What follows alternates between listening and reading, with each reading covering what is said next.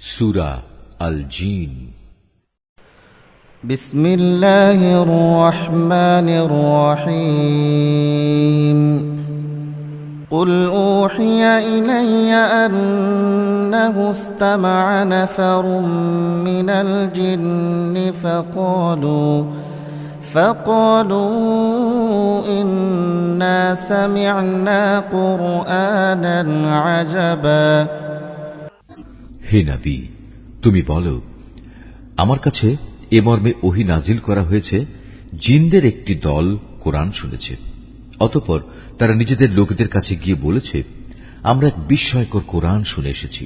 ইয়াহদি ইলা রুশদি ফাআমান্না বিহি ওয়ালান নুশরিকা বিরাব্বিনা আহাদা।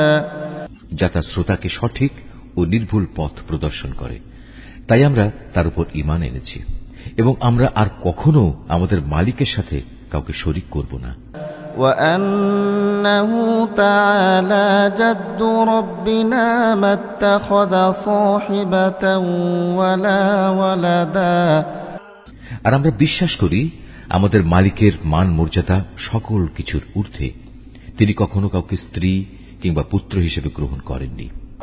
وأنه كان يقول سفيهنا على الله شططا। আমরা আরো জানি আমাদের কতিপয় নির্বোধ আল্লাহ তাআলার উপর অসত্য ও বাড়াবাড়িমূলক কথাবার্তা আরোপ করে। وأنا ظننا أن لن تقول الإنس والجن على الله كذبا। অথচ আমরা মনে করেছিলাম মানুষ ও জিন এই দুই জাতি তো আল্লাহ তাআলার উপর মিথ্যা আরোপ করতেই পারে না। وأنه كان رجال من الإنس يعوذون برجال من الجن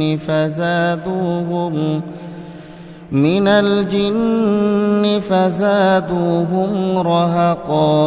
মানুষদের মাঝে কতিপয় মূর্খ ব্যক্তি বিপদে আপদে জিনদের কিছু সদস্যের কাছে আশ্রয় চাইত, এতে করে যারা মানুষ তারা তাদের গুনাহকে আরো বাড়িয়ে দিত। وأنهم ظنوا كما ظننتم أن لن يبعث الله أحدا। এই জিনরা মনে করত যেমনি মনে করতে তোমরা মানুষরা মৃত্যুর পর আল্লাহ তাআলা কখনো কাউকে পুনরুজ্জীবিত করবেন না। وأنا لمسنا السماء فوجدناها ملئت حرسا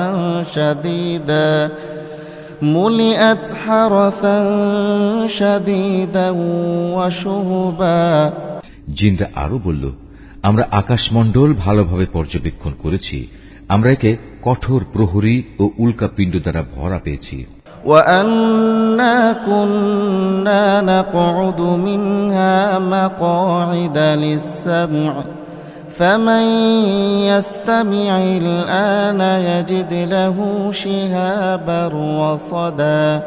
আমরা আগে আকাশের বিভিন্ন ঘাঁটিতে কিছু একটা শোনার প্রত্যাশায় বসে থাকতাম, কিন্তু এখন আমাদের কেউ যদি এসব ঘাঁটিতে বসে কিছু শোনার চেষ্টা করে, তাহলে সে প্রতিটি জায়গায় আগে থেকে তার জন্য পেতে রাখা একটি উজ্জ্বল উল্কাপিণ্ড দেখতে পায়। وأنا لا ندري أشر أريد بمن في الأرض أم أراد بهم ربهم رشدا। আমরা বুঝতে পারছিলাম না পৃথিবীর মানুষদের কোনো অনিষ্ট সাধনের উদ্দেশ্যেই কি এসব উল্কাপিণ্ড বসিয়ে রাখা হয়েছে, না এর মাধ্যমে তাদের মালিক মূলত তাদের সঠিক কোন পথ দেখাতে চান। وأنا منا الصالحون ومنا دون ذلك كنا طرائق كددا। মানুষদের মতো আমাদের মধ্যেও কিছু আছে সৎ কর্মশীল আর কিছু আছে ব্যতিক্রম। পাপ পুণ্যের দিক থেকে আমরাও ছিলাম দ্বিধা বিভক্ত। وأنا ظننا أن لن نعجز الله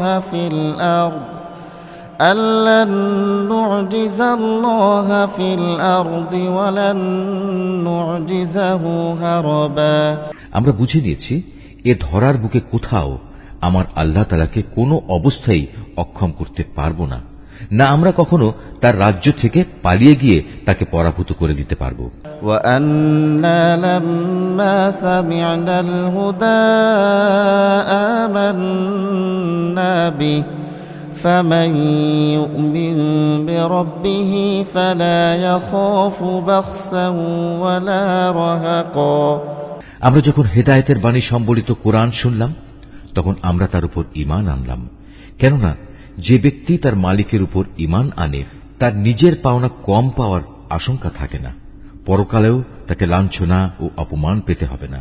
وأنا منا المسلمون ومنا القاسطون فمن أسلم فأولئك تحروا رشدا।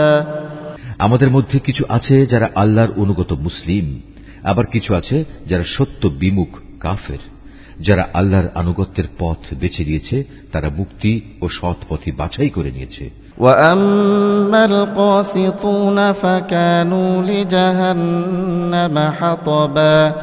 যারা সত্য বিমুখ তারা অবশ্যই জাহান্নামের ইন্ধন হবে।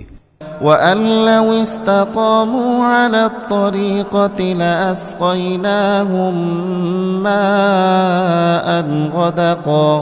আসলে লোকেরা যদি সত্য ও নির্ভুল পথের উপর সুদৃঢ় থাকত তাহলে আমি তাদের আসমান থেকে প্রচুর পানি পান করাতাম। لنفتنهم فيه ومن يعرض عن ذكر ربه يسلكه عذابا صعدا। এটা এজন্যে আমি এর দ্বারা তাদের ঈমানের পরীক্ষা নেব। যদি কোনো মানুষ তার মালিকের স্মরণ, ঈমান ও আনুগত্য থেকে মুখ ফিরিয়ে নেয় তার মালিক তাকে অবশ্যই কঠোর আযাবে প্রবেশ করাবেন। وأن المساجد لله فلا تدعوا مع الله أحدا।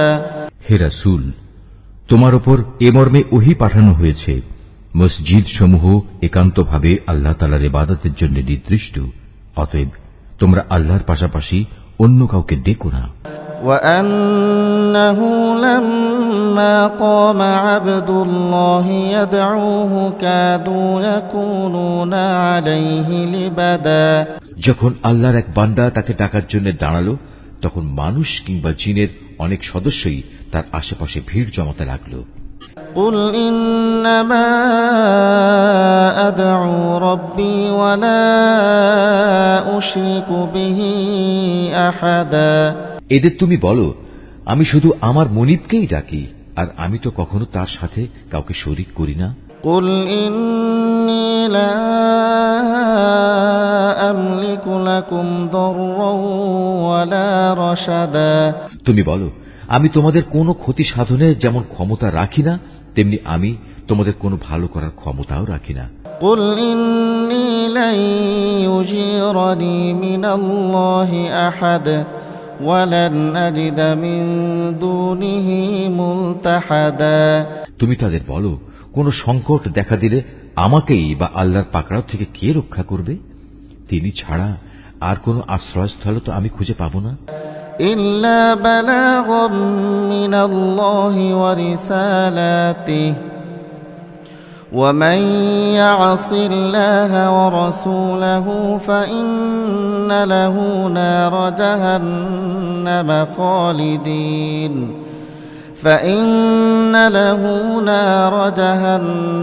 خالدين فيها أبدا।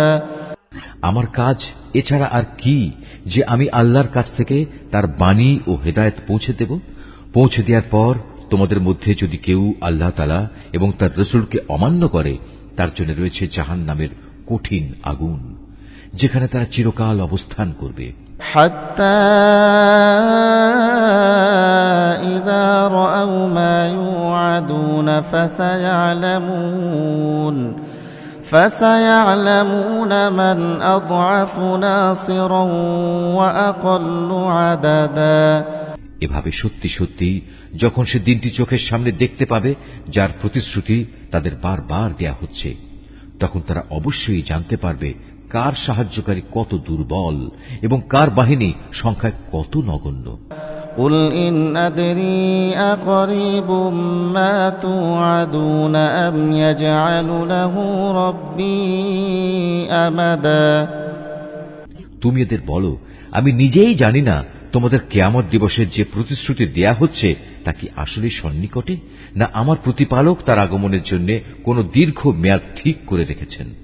আলিমুল গায়বি ফালা ইউযহিরু আলা গায়বিহি আহাদা।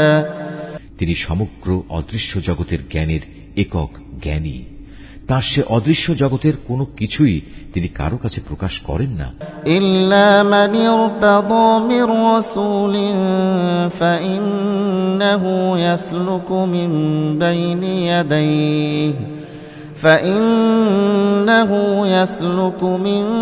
বাইনি ইয়াদাইহি ওয়া মিন খালফিহি রাসাদা।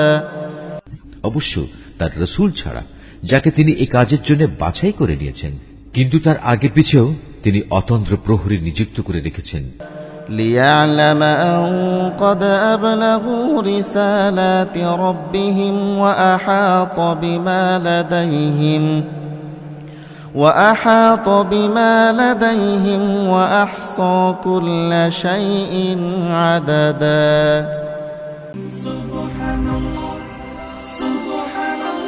মাহফুজ আর্ট অফ নেচার, সূরা আল জিন। বিসমিল্লাহির রহমানির রহিম। قل أوحي إلي أنه استمع نفر من الجن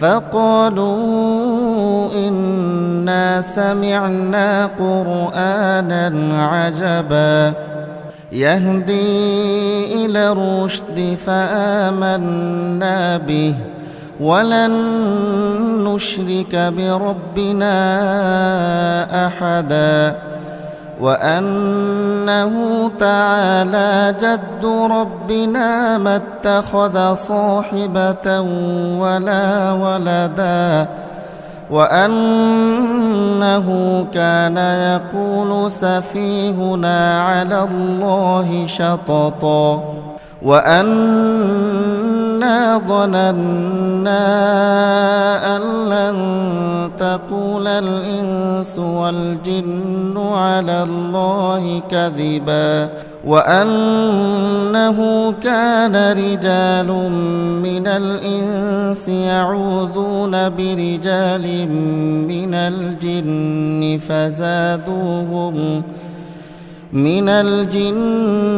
فزادوهم رهقا وأنهم ظنوا كما ظننتم أن لن يبعث الله أحدا وأنا لمسنا السماء فوجدناها ملئت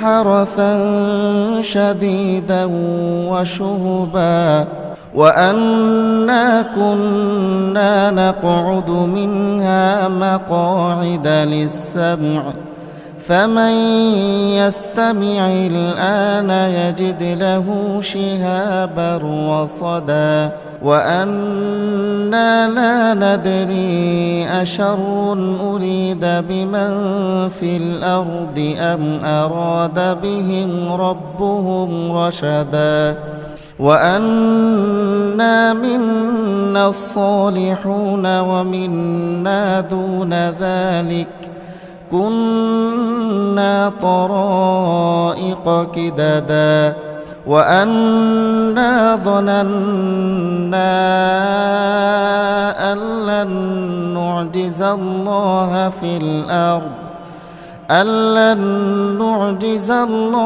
في الأرض ولن نعجزه هربا وأنا لما سمعنا الهدى آمنا به فمن يؤمن بربه فلا يخاف بخسا ولا رهقا وأنا منا المسلمون ومنا القاسطون فمن أسلم فأولئك تحروا رشدا وأما القاسطون فكانوا لجهنم حطبا وأن لو استقاموا على الطريقة لأسقيناهم ماء غدقا لنفتنهم فيه ومن يعرض عن ذكر ربه يسلكه عذابا صعدا وأن المساجد لله فلا تدعوا مع الله أحدا وأنه لما قام عبد الله يدعوه كادوا يكونون عليه لبدا قل إنما أدعو ربي ولا أشرك به أحدا قل إني لا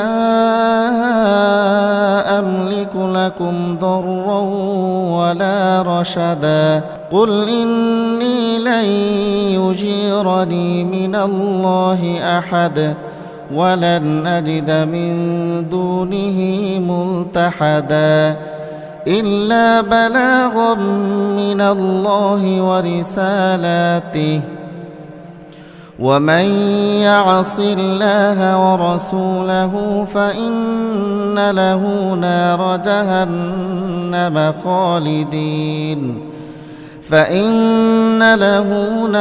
جهنم خالدين فيها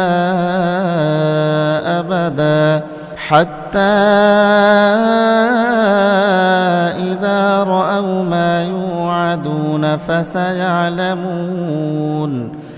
فسيعلمون من أضعف ناصرا وأقل عددا قل إن أدري أقريب ما توعدون أم يجعل له ربي أمدا عالم الغيب فلا يظهر على غيبه أحدا إلا من ارتضى من رسول فإنه يسلك من